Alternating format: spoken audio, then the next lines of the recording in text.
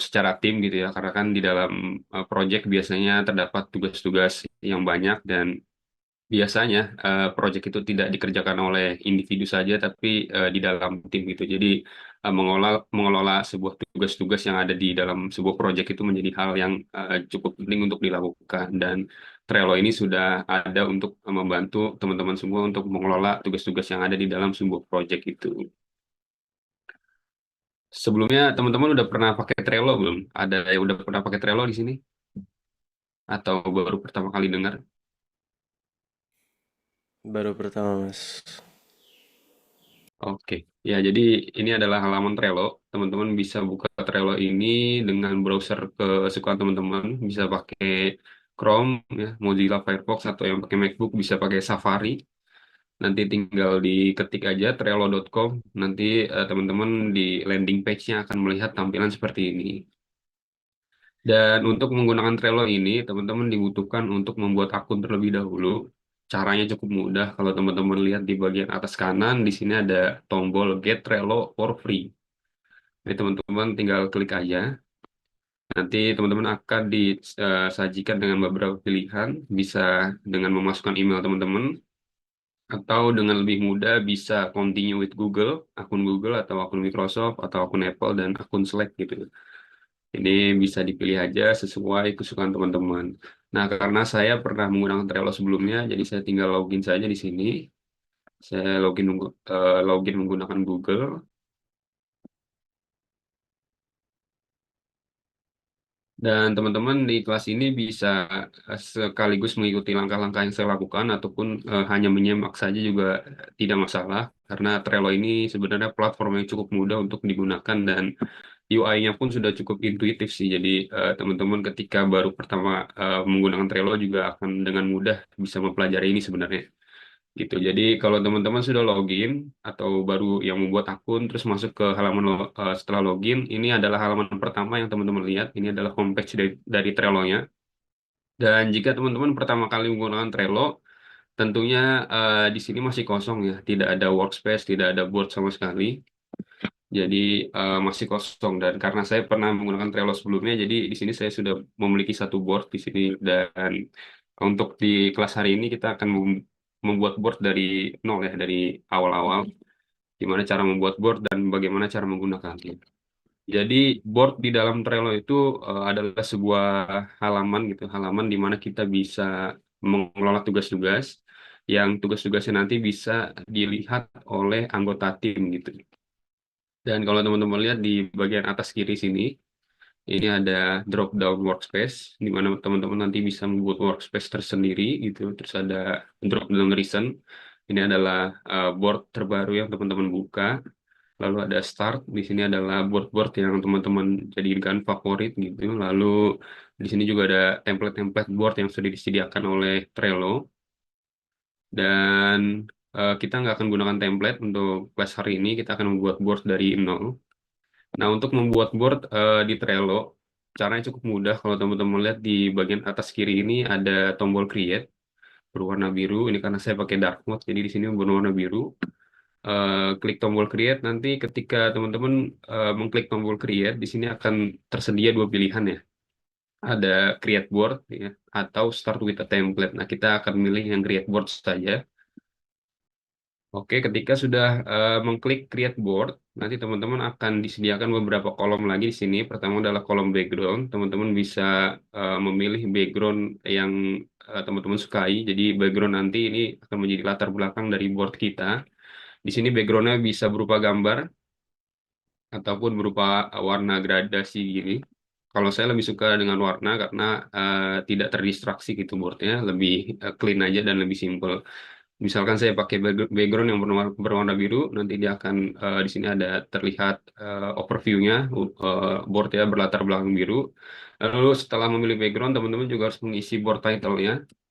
Jadi diharuskan untuk membuat board title, biasanya judul dari boardnya tergantung nama dari project teman-teman. Misalkan saya di sini membuat nama special project sebagai contoh saja. Lalu setelah sudah mengisi board title, selanjutnya adalah menentukan visibility dari projectnya. Visibility adalah yang menentukan ketika kita sudah membuat board, siapa saja yang bisa melihat board ini. ada tiga pilihan visibility-nya ya. Pertama ada private, di mana visibility private ini artinya cuma akun teman-teman doang yang bisa melihat boardnya dan orang-orang yang akan diundang ke dalam boardnya gitu. Jadi kalau visibility private dia lebih apa namanya lebih tertutup ya, nggak bisa dilihat oleh orang-orang yang tidak dikenal gitu. Lalu ada visibility workspace. Jadi kalau workspace ini board teman-teman akan bisa dilihat oleh member-member yang ada di dalam sebuah workspace. Lalu yang ketiga adalah visibility public ya. Ini visibility public artinya nanti board teman-teman bisa dilihat siapapun, bahkan oleh orang yang tidak dikenal sama teman-teman gitu ya. Jadi kalau saya di sini akan mengatur sebagai private. Nah, ketika tiga kolom ini sudah diatur, backgroundnya sudah diatur, board title sudah diisi dan visibility-nya juga sudah ditentukan, teman-teman cukup klik tombol create saja, nanti dia akan membuatkan board kosong seperti ini. Ini adalah halaman board dari Trello. Dan kalau baru pertama-tama membuat board tanpa template, memang seperti ini ya, kosong, kosong, tidak ada apa-apa gitu. Nah, ketika sudah di dalam board, ada dua hal utama yang harus teman-teman ketahui, yaitu pertama adalah list, dan kedua adalah board gitu ya. Jadi kalau teman-teman lihat di bagian kiri ini, di bagian kiri atas, ini ada tombol untuk membuat sebuah list. Jadi list di dalam board itu berfungsi untuk membuat kategorisasi-kategorisasi tugas-tugas atau langkah-langkah yang akan kita kerjakan di dalam sebuah project itu. Maksudnya gimana? Jadi misalkan saya membuat list dulu ya. Di sini biasanya orang yang menggunakan Trello itu list pertama adalah ide. Jadi ide-ide apa saja yang akan ada di dalam sebuah project. Lalu list kedua ini biasanya to do, ya. Jadi to do listnya apa saja yang ingin dilakukan. Lalu setelah to do di sini ada doing, apa saja tugas yang sedang dikerjakan. Lalu di sini dan yang terakhir adalah dan atau complete gitu. Nah, saya ingin membuat empat saja, jadi saya punya empat list sekarang di sini.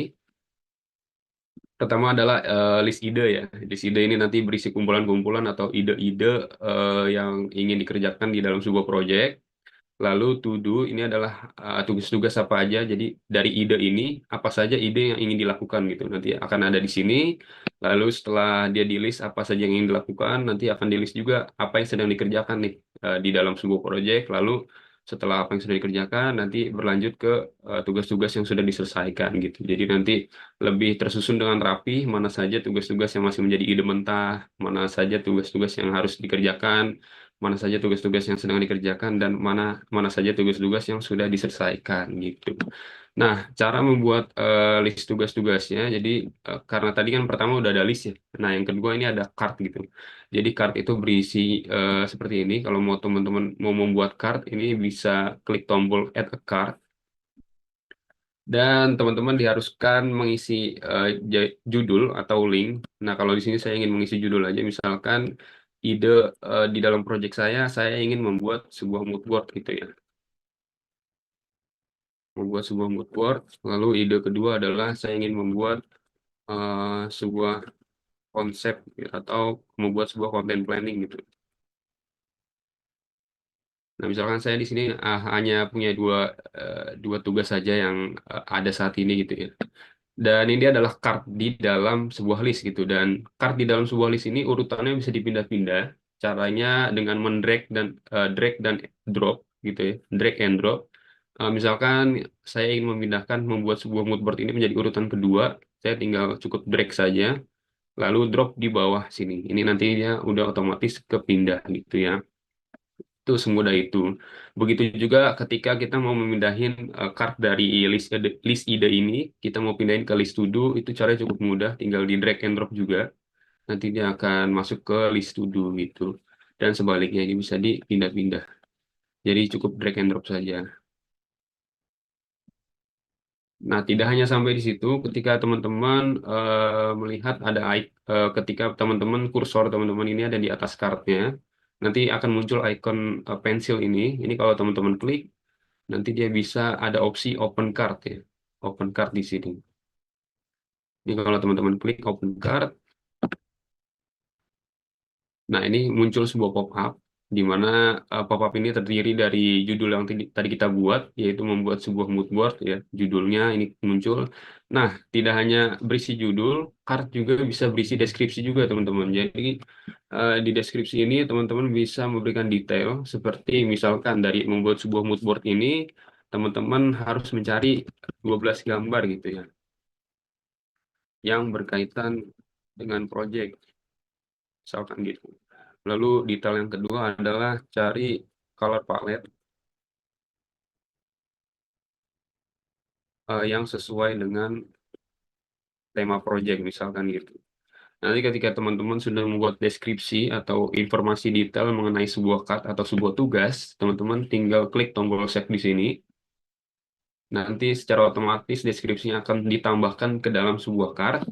Dan ketika teman-teman close pop-up ini, nanti di bagian depan atau tampilan depan dari cardnya nanti akan ada icon garis-garis ini yang menandakan bahwa card ini memiliki deskripsi gitu. Kalau dibuka sama tim atau member lainnya nanti akan terlihat juga deskripsinya seperti ini gitu. Nah, selain judul dan deskripsi, card juga memiliki opsi-opsi lain yang sudah disediakan oleh Trello. Yang kalau teman-teman lihat di bagian kanan pop-up-nya ini banyak sekali tombol-tombol yang bisa teman-teman explore gitu ya. Tapi di sini saya hanya ingin mencoba yang bagian sini saja, bagian kanan atas. Pertama ada tombol join.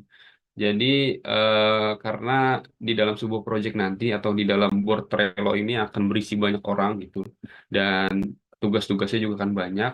Teman-teman bisa menandai salah satu anggota atau menugaskan ke salah satu anggota untuk di-assign ke dalam sebuah card gitu ya, ditugaskan ke dalam sebuah card. Jadi kita kalau misalkan saya klik tombol join, ini nanti akan otomatis ada kolom members di sini yang berisi foto profil akun saya. Dan ini artinya apa? Ini artinya adalah card ini atau tugas ini akan saya handle gitu, akan saya kerjakan. Dan kalau di close lagi pop-up-nya, nanti di bagian depan ya, tampilan depan di sini ada foto profil akunnya juga. Siapa saja yang akan mengerjakan tugas dari card ini gitu. Ya, kalau misal ada FH gini berarti artinya saya yang akan mengerjakan tugas ini. Nanti terinfo juga tuh ke member-member lainnya. Oh, berarti tugas ini sudah dikerjakan oleh anggota ini, tugas ini juga sudah dikerjakan oleh anggota ini gitu dan lain-lainnya gitu. Itu adalah opsi join yang sudah disediakan oleh Trello. Dan ini juga bisa leave, artinya kita eh, apa keluar dari tugas ini nanti di tampilan depannya juga akan hilang lagi gitu. Nah, selain teman-teman bisa join, di sini teman-teman juga bisa undang orang juga ke dalam tugasnya. Gitu. Misalkan saya mau menugaskan Dani Bintang untuk mengerjakan tugas ini, saya tinggal invite aja Dani Bintang ke dalam cardnya. Nanti secara otomatis Dani Bintang akan menerima notifikasi melalui email bahwa dia sudah ditugaskan untuk mengerjakan tugas ini. Seperti itu. Saya juga bisa menghapus dari Bintang. Misalkan saya ingin mengeluarkan dari Bintang dari tugas ini juga bisa. Itu members. Lalu ketika join members selanjutnya adalah labels. Jadi labels ini kita juga bisa memberikan sebuah card atau memberikan penanda sebuah card. Apakah card itu urgent, apakah card itu harus segera diselesaikan ataupun card itu eh, status dari card itu tuh seperti apa. Jadi misalkan saya ingin menandakan bahwa tugas ini adalah tugas yang urgent gitu ya. Nah, saya bisa memberitahu ke anggota tim lainnya kalau card ini urgent itu dengan memberikan labels gitu. Misalkan saya ingin memberikan warna merah ya, label warna merah yang bertuliskan urgent misalnya. Lalu saya save dan saya close. Nanti secara otomatis di sini ada kolom labels yang berisi warna merah dan tulisan urgent. Dan ketika kita close pop-up-nya, ini nanti di tampilan depannya juga akan ada warna merah gini yang menandakan bahwa card ini urgent gitu. Ini kita bisa lihat dengan cara mengklik labelnya. Nanti secara otomatis dia akan terexpand dengan tulisan urgent gitu. Berarti nanti anggota tim lainnya bisa melihat bahwa oh iya card ini atau tugas ini atau membuat sebuah mood board ini merupakan tugas yang urgent dan harus segera diselesaikan gitu. Dan tidak hanya satu label saja, eh, sebuah card itu bisa berisi beberapa label. Teman-teman bisa tambahin lagi, misalkan saya ingin menambahkan warna kuning. Di sini misalkan tulisannya adalah uncomplete gitu. Nanti di depannya juga akan ditambah tuh ada warna kuning dan warna merah. Ketika kita pencet, dia akan ada keterangannya bahwa ini tugas yang urgent dan ini belum diselesaikan gitu. Dan itu adalah fungsi dari label pada Trello gitu. Nah, misalkan nanti ada anggota tim yang ingin mengerjakan tugas dari ini ya, tugas membuat sebuah mood board, anggota tim tersebut bisa mendrag and drop card ini dari list ide ke dalam list to do gitu ya. Dan begitu juga ketika sedang dikerjakan, tinggal di drag and drop aja ke list doing. Jadi anggota tim lainnya nanti akan melihat status dari cardnya bahwa ini sedang dikerjakan gitu. Itu fungsi dari Trello sejauh ini dan ini ada selain labels juga ada checklist juga. Di sini ada opsi checklist. Jadi checklist ini ketika saya tambahkan nanti ada kolom checklist yang ditambahkan ke sini. Gunanya apa? Misalkan deskripsi ini kan tadi ada 12 gambar ya, cari 12 gambar dan cari color palette gitu ya. Dan saya itu bisa tambahin ke checklist. Jadi saya tinggal tulis cari 12 gambar. Lalu ada juga cari color palette gitu. Nah, nanti checklist ini dia akan ditambah ke sini dan misalkan anggota tim sudah berhasil mencari 12 gambar gitu. Dia cukup checklist di dalam card ini, di dalam kolom checklistnya, tinggal checklist nanti di sini Trello-nya akan memberikan tanda bahwa cari 12 gambar ini sudah diselesaikan gitu ya. Dan di sini ada bar progress juga yang tadi dari 0% akan menambah jadi 50% gitu. Itu menandakan bahwa ada sub tugas yang sudah dikerjakan oleh anggota tim. Nanti ketika kita close pop-up-nya di bagian depannya juga akan terlihat ada icon checklist yang berisi keterangan satu garis miring dua, artinya ada satu tugas yang sudah diselesaikan dari dua tugas yang ada di dalam sebuah card gitu. Itu adalah fungsi dari checklist ya teman-teman ya.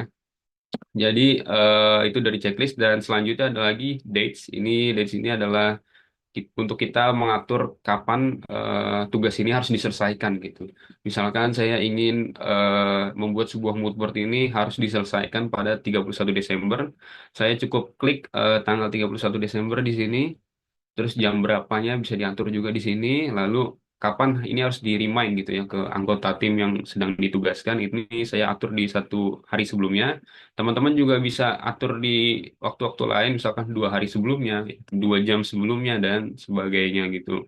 Nanti reminder ini akan masuk ke dalam email notifikasi ya, notifikasi email, oke.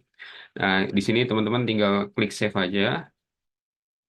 Nanti secara otomatis di sini ada due date-nya, ada kolom due date. Nanti di bagian depannya juga ada keterangan juga tuh waktunya Desember 31. Berarti ini tugas ini harus diselesaikan paling lambat adalah 31 Desember gitu. Itu adalah fungsi dari dates di dalam sebuah card ya. Nah, selain dates, di sini juga ada opsi attachment di mana opsi attachment ini merupakan sebuah fitur kita bisa mengupload sebuah file gitu ya. Misalkan saya klik di sini, nanti teman-teman akan diberikan pilihan ingin mengattach sebuah file dari komputer kita atau kita ingin menempelkan link di sini gitu. Link ini bisa berupa link Google Drive yang nantinya akan terhubung ke folder-folder tugas lain atau kalau teman-teman ingin menambahkan file saja bisa klik tombol choose a file di sini. Misalkan saya ingin menambahkan gambar ini ya. Misalkan saya open, nanti dia akan uploading. Nah, ketika sudah diupload, nanti muncul sebagai cover dari cardnya. Ketika kita close pop-up-nya, nanti di bagian depan dari card sudah ada gambarnya yang menandakan bahwa mood board di sini tuh udah diupload sama anggota tim gitu.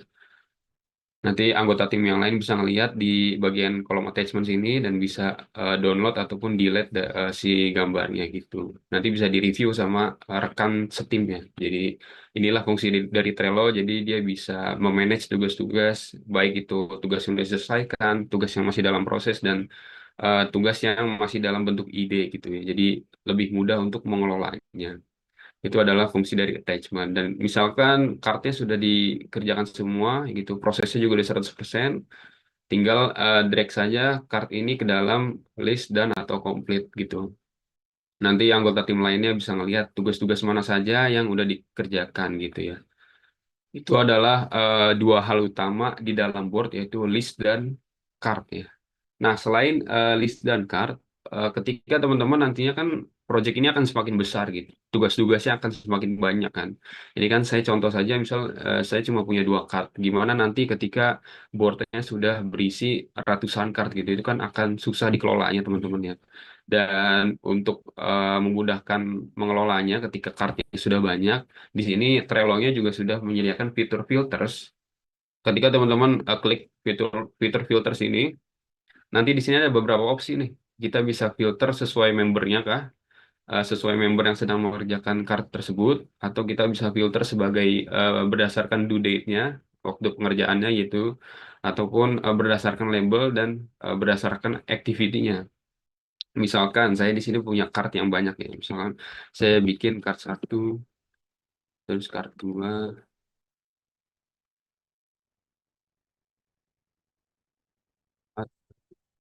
card lima. Misalkan saya punya 5 card di sini, yang masing-masing card memiliki label-label sendiri gitu. Misalkan yang card satu saya kasih warna hijau, lalu eh, card dua kuning,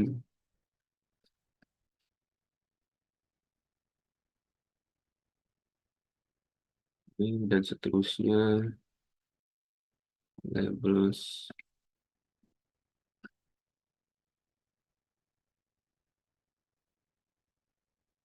Oh ya, di sini juga labelsnya tidak hanya warna ini saja. Teman-teman bisa create a new label lagi dengan cara klik tombolnya tadi di sini ada create a new label. Nanti kalau teman-teman klik di sini ada banyak warna lagi yang bisa teman-teman pilih gitu ya. Nah, misalkan di sini saya sudah punya banyak kart nih. Ini contohnya masih 5 gitu. Gimana nanti kalau udah ratusan kan? Nah, teman-teman bisa memanfaatkan fitur filters yang sudah disediakan Trello.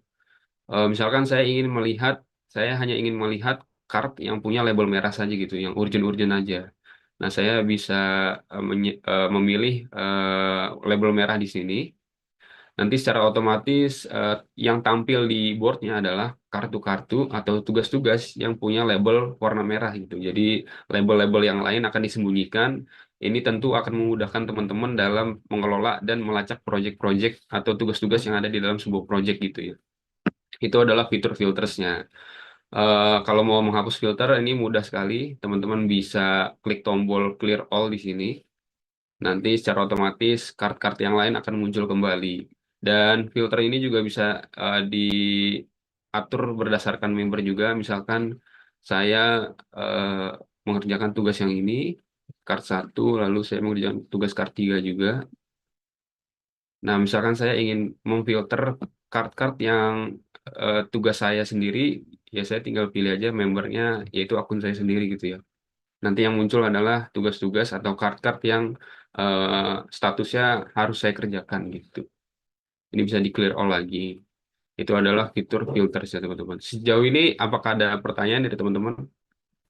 Izin bang, izin nanya. Itu satu card ada batas member gak?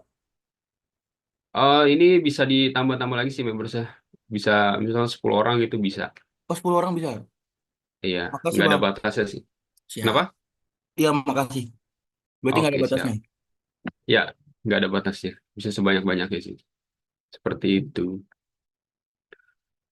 Nah, ini kan tadi boardnya private ya. Artinya belum ada orang lain nih yang bisa ngelihat board ini.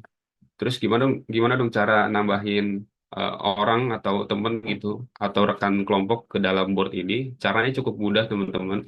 Di sini kalau teman-teman lihat di bagian atas kanan dari boardnya, ini nanti ada tombol share. Nanti ketika diklik tombol share ya, nanti akan muncul pop-up seperti ini. Nah, di sini teman-teman bisa menambahkan anggota dengan cara memasukkan email address-nya, alamat emailnya, atau dengan cara membuat link board ya, yang nanti linknya ini bisa di-share ke misalkan grup WhatsApp atau kemana gitu ya. Tinggal di copy link nanti di-share aja ke grup WhatsApp gitu misal. Nanti anggota tim yang lain bisa join ke boardnya. Seperti itu. Cukup mudah sih. Jadi seperti itu aja sih kalau mau undang anggota tim ke dalam boardnya.